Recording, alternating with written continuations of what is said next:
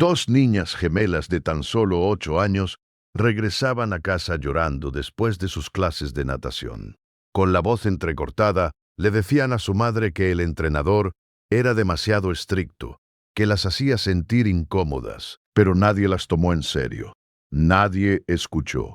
Nadie actuó. Y ese fue el error que marcó el inicio de una de las historias más oscuras y perturbadoras en la historia reciente de México. En San Luis Potosí, un exclusivo club deportivo escondía un secreto tan terrible que permaneció oculto durante más de 20 años. Un secreto enterrado en el lugar menos sospechado, dentro de un tanque de agua azul que nadie revisó jamás. Cuando finalmente fue abierto, en el año 2010, lo que encontraron dentro cambiaría todo para siempre. Restos humanos pequeños, ropa infantil y una cámara antigua con grabaciones que jamás debieron existir. ¿Quién pudo cometer algo así?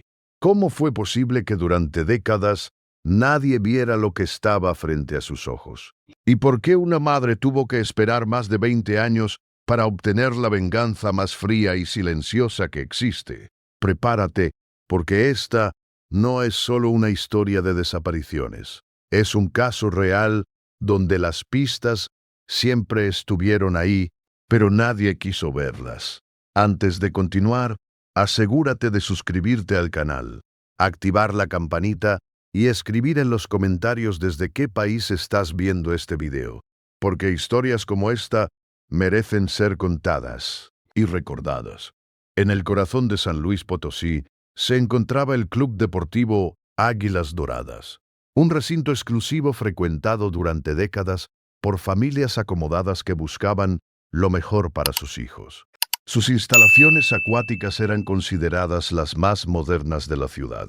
Ahí se habían formado generaciones completas de jóvenes nadadores, campeones escolares y atletas prometedores. Todo parecía perfecto, pero bajo la superficie tranquila de esas piscinas se escondía una verdad que nadie imaginaba. Una verdad que permanecería enterrada durante más de 2 décadas. El 15 de marzo de 1987, Isabela y Manuela Herrera, gemelas idénticas de 8 años, asistieron a su clase de natación como cualquier otro día. Eran hijas de Roberto Herrera, un exitoso empresario textil, y de Carmen Vázquez, una pediatra reconocida y respetada en toda la ciudad.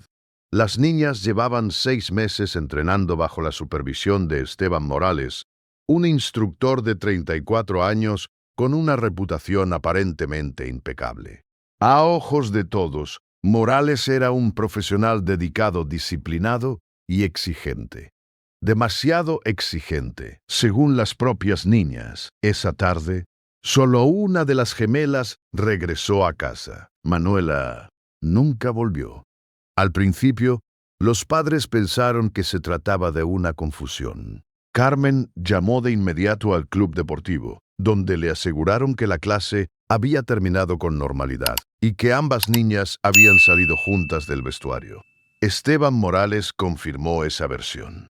Afirmó haber visto a las 2 gemelas salir del área femenina alrededor de las 4:30 de la tarde. Pero algo no cuadraba. La búsqueda comenzó de inmediato. La policía revisó cada rincón del club, interrogó a empleados, entrenadores y personal administrativo. Las cámaras de seguridad fueron revisadas, pero la tecnología de los años 80 era limitada y muchas zonas simplemente no estaban cubiertas. No había pruebas claras, no había testigos directos, no había rastro de Manuela. Roberto Herrera, desesperado, contrató investigadores privados y ofreció una recompensa considerable por cualquier información. Durante semanas, la ciudad entera se movilizó. Parques, terrenos baldíos, ríos y zonas cercanas fueron rastreados una y otra vez. Los medios de comunicación convirtieron el rostro de Manuela en el símbolo de los niños desaparecidos del estado. Pero el tiempo pasaba y la niña no aparecía. Con el avance de la investigación, comenzaron a salir a la luz detalles inquietantes. Carmen recordó que, semanas antes de la desaparición, sus hijas mostraban resistencia a asistir a las clases de natación. especialmente Isabela. Ambas habían mencionado que el entrenador las hacía sentir incómodas, que era demasiado estricto y que las aislaba durante los entrenamientos. Otros padres comenzaron a hablar. Varios niños habían comentado que Esteban Morales solía llevarlos uno por uno a los vestuarios, para supuestas sesiones de técnica individual. Al principio, aquello fue visto como dedicación extra, pero ahora empezaba a verse como algo mucho más oscuro. La detective Laura Mendoza, asignada al caso, decidió profundizar en el comportamiento de Morales. Durante los interrogatorios, el entrenador se mostró colaborador, pero visiblemente nervioso. Respondía de forma evasiva cuando se le preguntaba por las sesiones privadas con los niños. Sus coartadas parecían sólidas, pero tenían vacíos de tiempo que no supo explicar con claridad. Además, Mendoza descubrió algo aún más revelador. Roberto Herrera había presentado quejas formales contra Morales meses antes de la desaparición, cuestionando sus métodos y solicitando que fuera reasignado. El club incluso había considerado no renovarle el contrato. Morales sabía que su posición estaba en riesgo. Una empleada de limpieza declaró haber visto al entrenador salir repetidamente del área de almacenamiento con la ropa mojada. Le había parecido extraño, pero nunca lo reportó. Esos pequeños detalles aislados parecían insignificantes. Juntos, comenzaban a formar el perfil de un depredador. Durante los siguientes años, la desaparición de Manuela Herrera se convirtió en una herida abierta para su familia y en una obsesión para las autoridades locales. La Procuraduría General de Justicia del Estado de San Luis Potosí asignó recursos especiales al caso, conformando un equipo exclusivo dedicado únicamente a encontrar a la menor. La presión pública era enorme. La familia Herrera era conocida. La ciudad exigía respuestas, pero las respuestas no llegaban. Los investigadores comenzaron a trabajar con varias hipótesis. La primera y la más esperanzadora sostenía que Manuela había sido secuestrada con fines de extorsión. La posición económica de la familia hacía pensar que alguien podía estar esperando el momento adecuado para pedir rescate. Ese momento nunca llegó. No hubo llamadas. No hubo cartas. No hubo exigencias. La segunda teoría era mucho más inquietante. Manuela podría haber sufrido un accidente dentro del club deportivo y alguien habría ocultado el cuerpo para evitar consecuencias legales. Esta posibilidad llevó a inspecciones exhaustivas. El club deportivo, Águilas Doradas, fue revisado una y otra vez. Las piscinas fueron drenadas completamente, en 2 ocasiones. Equipos especializados utilizaron tecnología de sonar para examinar cada centímetro del fondo. Se revisaron ductos, sistemas de plomería, bodegas, áreas de almacenamiento y cuartos de mantenimiento. Incluso se excavaron zonas del estacionamiento donde se detectaron alteraciones en el suelo. Nada. Absolutamente nada. El lugar parecía haber sido limpiado por el tiempo, o por algo más. La búsqueda se extendió más allá del club. Se reconstruyeron todas las rutas posibles que Manuela pudo haber tomado ese día. Se entrevistó a cientos de personas que estuvieron cerca de la zona. Se siguieron pistas que llevaban a otros estados de México e incluso a Estados Unidos. Algunos aseguraban haber visto a una niña similar. Otros decían reconocer su rostro en lugares lejanos. Cada pista terminaba en el mismo lugar, en la nada.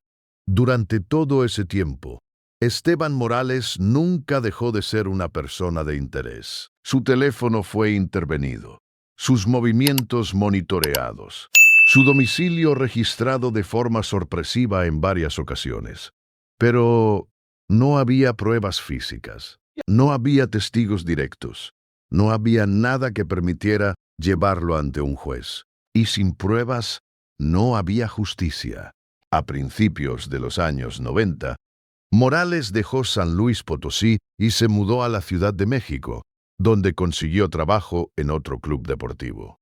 Legalmente, nada se lo impedía. Mientras tanto, la vida de la familia Herrera quedó irreconocible. Roberto vendió parte de sus negocios para financiar investigaciones privadas. Carmen redujo su práctica médica para dedicarse a ayudar a otras familias con hijos desaparecidos.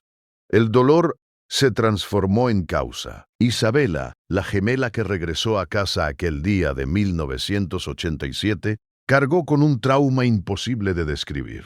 Durante años vivió con culpa, con miedo, con preguntas sin respuesta, pero logró salir adelante. Se graduó como psicóloga y se especializó en terapia infantil, enfocándose precisamente en niños que habían sufrido abuso o traumas severos. Sin saberlo, su destino estaba a punto de alcanzarla. El 8 de septiembre de 2004, exactamente 17 años después de la desaparición de Manuela, ocurrió lo impensable. Isabela Herrera desapareció. Había viajado a San Luis Potosí para asistir a una conferencia sobre trauma infantil en la universidad local.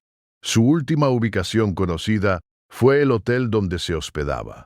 Las cámaras mostraron que salió del lugar la noche del 7 de septiembre, aparentemente por su propia voluntad. Nunca regresó. La desaparición de la segunda hija Herrera provocó una reacción inmediata. El caso fue elevado a nivel federal. La Procuraduría General de la República tomó control total de la investigación. El agente especial Miguel Santana, veterano en casos de desapariciones complejas, fue puesto al frente. Y la primera pregunta fue inevitable. ¿Era posible que la misma persona estuviera detrás de ambas desapariciones? La respuesta llegó más rápido de lo esperado. Registros telefónicos revelaron que Isabela había estado en contacto con Esteban Morales días antes de desaparecer. Morales, desde la Ciudad de México, la había llamado alegando tener información crucial sobre lo que realmente ocurrió con Manuela. El encuentro se programó para el 7 de septiembre, en un café del centro histórico. Testigos confirmaron que se reunieron durante aproximadamente una hora. Isabela regresó a su hotel. Pero esa no fue la última vez que salió. Las cámaras de seguridad mostraron que Isabela abandonó el hotel alrededor de las 10:30 de la noche. Parecía tranquila, parecía decidida, como si creyera que finalmente obtendría respuestas. Nunca más fue vista con vida. Ese mismo día, Esteban Morales desapareció de su domicilio en la Ciudad de México. Cuando las autoridades llegaron, encontraron el departamento parcialmente vacío. Maletas faltantes, ropa empacada a toda prisa. Los vecinos declararon haberlo visto salir con equipaje durante la madrugada. Había huido. La investigación sobre la vida de Morales reveló un patrón perturbador. Había trabajado en al menos 3 clubes deportivos distintos. En todos, fue separado del cargo por diferencias metodológicas. Pero detrás de esa frase se escondía algo más oscuro: quejas de padres, sesiones privadas no autorizadas con menores, fotografías tomadas sin consentimiento. Un patrón que se repetía, y nadie lo había detenido. Los investigadores descubrieron que Morales había mantenido contacto intermitente con la familia Herrera durante años. Llamadas de apoyo, mensajes de condolencia, promesas de ayuda. Carmen confirmó que esas llamadas se intensificaron poco antes de la desaparición de Isabela, como si Morales supiera que el tiempo se le acababa. Para 2008, 4 años después de la desaparición de Isabela, la investigación parecía haber llegado a un callejón sin salida. Morales seguía prófugo. Isabela seguía desaparecida. La familia Herrera estaba destruida. Pero entonces ocurrió algo inesperado. Durante años, el caso de las hermanas Herrera permaneció estancado. Las autoridades habían agotado casi todas las líneas de investigación posibles. No había cuerpos. No había sospechosos detenidos. No había justicia. La familia, devastada, comenzaba a aceptar la posibilidad de que jamás obtendrían respuestas. Pero como ocurre en muchos de los casos más oscuros, la verdad no salió a la luz por un gran operativo, sino por una confesión tardía. A finales de 2008, un hombre se presentó voluntariamente ante las autoridades. Su nombre era Antonio Ramírez. Había trabajado como técnico de mantenimiento en el Club Deportivo Águilas Doradas durante los años 80. Durante más de 20 años había guardado silencio, no porque no supiera nada, sino porque nunca imaginó la magnitud de lo que había visto. Ramírez explicó que Esteban Morales siempre le había parecido un empleado diferente al resto. No socializaba. Era extremadamente controlador y mostraba una obsesión particular con ciertas áreas del club, en especial con una zona poco transitada ubicada detrás de los vestuarios. Ahí se encontraba un gran tanque de agua azul, utilizado originalmente para almacenar químicos destinados al mantenimiento de las piscinas. Según Ramírez, Morales insistía en que solo él podía acceder a esa área. Argumentaba que el manejo de los químicos era peligroso y que nadie más tenía la capacitación necesaria. Durante años, nadie cuestionó esa orden. El tanque, de color azul intenso, permanecía siempre cerrado. Nunca fue inspeccionado, nunca fue vaciado, nunca fue revisado. Y nadie imaginó que ese sería el escondite perfecto. Con esta nueva información, los investigadores solicitaron una orden judicial para registrar nuevamente el club. Para ese momento, el Club Deportivo Águilas Doradas había cambiado de dueños 2 veces. Las instalaciones habían sido remodeladas. Algunas áreas ya no existían. Pero el tanque azul seguía ahí, intacto, olvidado, esperando. El 15 de octubre de 2008, un equipo de investigadores, peritos forenses y antropólogos especializados llegó al lugar. El ambiente era tenso, nadie hablaba. Cuando finalmente abrieron el tanque, el silencio se convirtió en horror. En el fondo del tanque, envueltos en lonas plásticas deterioradas por el tiempo, se encontraron restos óseos humanos. Eran pequeños, demasiado pequeños. Los análisis preliminares indicaban que pertenecían a 2 personas jóvenes. Pero eso no fue lo peor. Junto a los restos, los investigadores encontraron una cámara de video analógica, cuidadosamente sellada dentro de una bolsa plástica. A pesar de haber permanecido sumergida durante décadas, su contenido estaba sorprendentemente bien preservado. También se hallaron trajes de baño infantiles y objetos personales. Los padres los reconocerían más tarde. Los estudios antropológicos estimaron que los restos correspondían a 2 mujeres, una de aproximadamente 8 años y otra de alrededor de 25. Las pruebas de ADN no dejaron lugar a dudas. Eran Manuela e Isabela Herrera, las 2 hermanas. Ambas habían estado ahí todo ese tiempo. Los exámenes forenses revelaron signos claros de violencia extrema, golpes severos en la cabeza, traumatismos en el torso. No había sido un accidente, había sido un crimen. La cámara y los cassettes fueron enviados a laboratorios especializados para su recuperación digital. El proceso fue largo, delicado y devastador.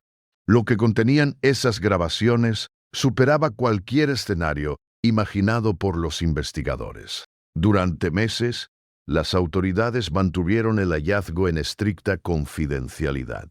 La familia Herrera fue informada en privado.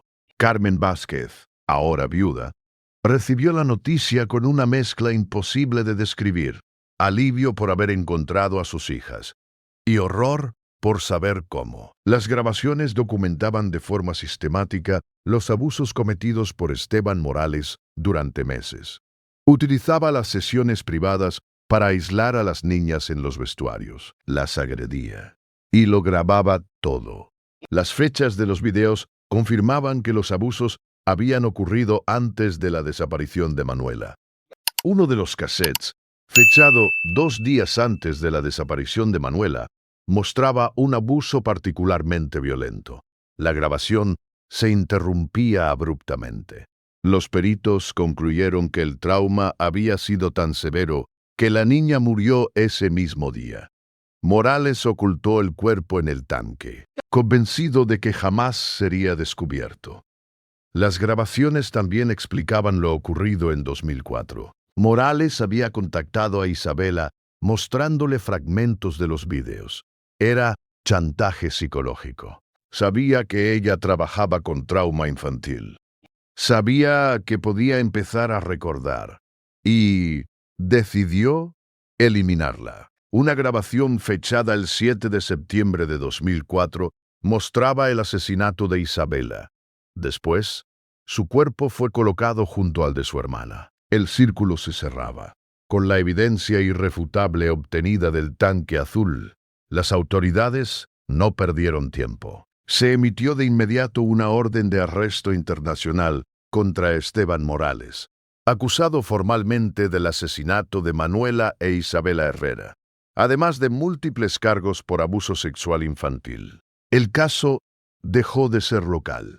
Ahora era internacional. Interpol activó una alerta roja. El objetivo: encontrar al hombre que había logrado esconderse durante más de 20 años.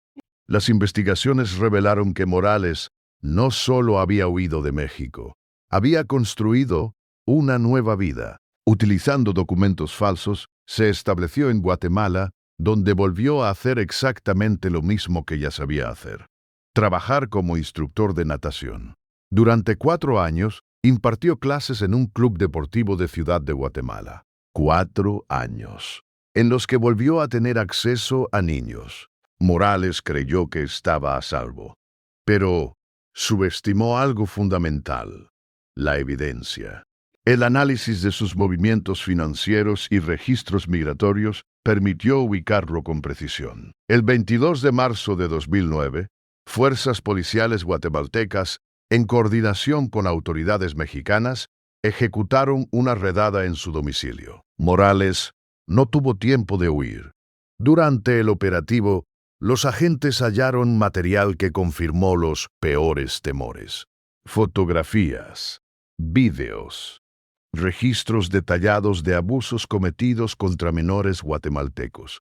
Además, descubrieron que Morales planeaba escapar nuevamente, esta vez hacia Honduras. Había repetido el patrón una y otra vez. Al momento de su arresto, Morales se mostró desafiante. Negó todo. Se declaró víctima de una conspiración. Pero su actitud cambió cuando fue confrontado con los videos recuperados del tanque azul. Ahí se quebró. Durante una serie de interrogatorios, Morales terminó confesando. Admitió los abusos, admitió los asesinatos y proporcionó detalles que solo el verdadero culpable podía conocer. Explicó que había desarrollado una obsesión enfermiza con las gemelas Herrera, motivada por su parecido físico y su vulnerabilidad. Según su confesión, la muerte de Manuela ocurrió en 1987 durante un abuso que se salió de control. El asesinato de Isabela, en 2004, fue totalmente premeditado. Temía que ella recordara lo sucedido o encontrara evidencia que lo incriminara. Por eso la contactó. Por eso la engañó. Por eso la mató. La extradición de Morales a México tomó varios meses debido a trámites legales. Finalmente, en agosto de 2009, fue trasladado a San Luis Potosí para enfrentar la justicia. La noticia sacudió al país. Los medios comenzaron a seguir cada paso del proceso. El juicio inició el 15 de octubre de 2009, exactamente un año después del hallazgo de los restos en el tanque. La sala estaba llena. La atención mediática era total. La fiscalía presentó una cantidad abrumadora de pruebas: los vídeos recuperados, los análisis forenses, la confesión detallada. testimonios de otras víctimas, la defensa intentó desacreditar la evidencia, alegando manipulación y coacción. No funcionó. El momento más impactante del juicio fue el testimonio de Carmen Vázquez. Con una serenidad que estremeció a todos, relató más de 20 años de dolor, incertidumbre y sufrimiento. No habló desde el odio, habló desde el amor de una madre. El jurado no pudo contener las lágrimas. Durante el juicio, salieron a la luz otros testimonios. Niños que habían sido abusados por Morales en distintos estados y países. El caso de las hermanas Herrera no había sido aislado. Era parte de algo mucho más grande y mucho más oscuro. El 18 de diciembre de 2009, tras solo 6 horas de deliberación, el jurado emitió su fallo. Culpable. 2 cadenas perpetuas por los asesinatos. 40 años adicionales por abuso sexual infantil. El juez fue claro. Esteban Morales representaba un peligro permanente para la sociedad. Nunca debía volver a ser libre. Con la sentencia dictada, muchos pensaron que la historia había terminado. Esteban Morales estaba tras las rejas. No volvería a hacer daño. La justicia había hablado. Pero para Carmen Vázquez, nada de eso era suficiente, porque ninguna sentencia devuelve a 2 hijas, porque ningún juicio borra 20 años de incertidumbre, porque el dolor de una madre no se archiva con un expediente cerrado. A los 67 años, Carmen ya no buscaba castigo legal, buscaba paz. Durante años había estudiado la mente humana. Sabía cómo funcionaba el sistema y también sabía algo más. Algunas venganzas no hacen ruido. Aprovechando su prestigio como médica y su trayectoria académica, Carmen solicitó autorización para realizar un supuesto estudio psicológico sobre agresores sexuales encarcelados. La propuesta fue aprobada. Nadie sospechó. Durante sus visitas a prisión, Carmen observó con atención la rutina de Morales. Sabía que estaba bajo custodia especial. Sabía que recibía atención médica frecuente. Y sabía exactamente qué sustancia utilizar. Un medicamento cardíaco. En dosis controladas, terapéutico. En cantidades mayores, letal. Prácticamente indetectable en exámenes rutinarios. Perfecto. Durante varias visitas, Carmen administró pequeñas dosis mezcladas en bebidas y alimentos permitidos. Todo fue calculado, todo fue preciso. El 15 de marzo de 2011, exactamente 24 años después del día en que Manuela murió. Esa mañana, Esteban Morales fue encontrado sin vida en su celda. La causa oficial: paro cardíaco repentino. Los médicos forenses atribuyeron la muerte a su historial clínico y al estrés del encierro. No hubo investigación criminal, no hubo sospechas formales, no hubo preguntas. El caso se cerró como muerte natural. Y Carmen nunca dijo una palabra. En San Luis Potosí, la noticia fue recibida con sentimientos encontrados. Algunos hablaron de justicia poética, otros cuestionaron el destino. Pero nadie lloró por él. Carmen transformó su dolor en acción. Fundó la Fundación Isabela y Manuela, dedicada a la prevención del abuso sexual infantil y al apoyo a familias de niños desaparecidos. La organización creció rápidamente. Ayudó a cientos de familias, salvó incontables vidas. El caso Herrera provocó reformas importantes. Controles más estrictos para instructores deportivos, supervisión obligatoria en actividades con menores, nuevos protocolos de investigación en desapariciones infantiles. El Club Deportivo Águilas Doradas fue cerrado definitivamente. El terreno se convirtió en un parque memorial. Donde antes hubo silencio, ahora hay memoria. En 2015, Carmen Vázquez falleció en paz, a los 71 años. En su testamento dejó una sola petición: ser enterrada junto a sus hijas. Su funeral fue multitudinario. Familias enteras acudieron a despedirla, no como a una vengadora, sino como a una protectora. El caso de Isabela y Manuela Herrera nos recuerda que el peligro muchas veces se esconde donde menos lo esperamos, en lugares seguros, en figuras de autoridad, en silencios que nadie cuestiona. Pero también nos enseña que del dolor puede nacer un legado. Las aguas del Club Deportivo Águilas Doradas ya no existen, pero la memoria de las hermanas Herrera sigue viva. Si llegaste hasta aquí, gracias por quedarte hasta el final. Historias como esta deben contarse, para que no se repitan. Suscríbete al canal, activa la campanita, deja tu like y cuéntame en los comentarios. ¿Crees que Carmen hizo justicia o cruzó un límite? Nos vemos en la próxima historia.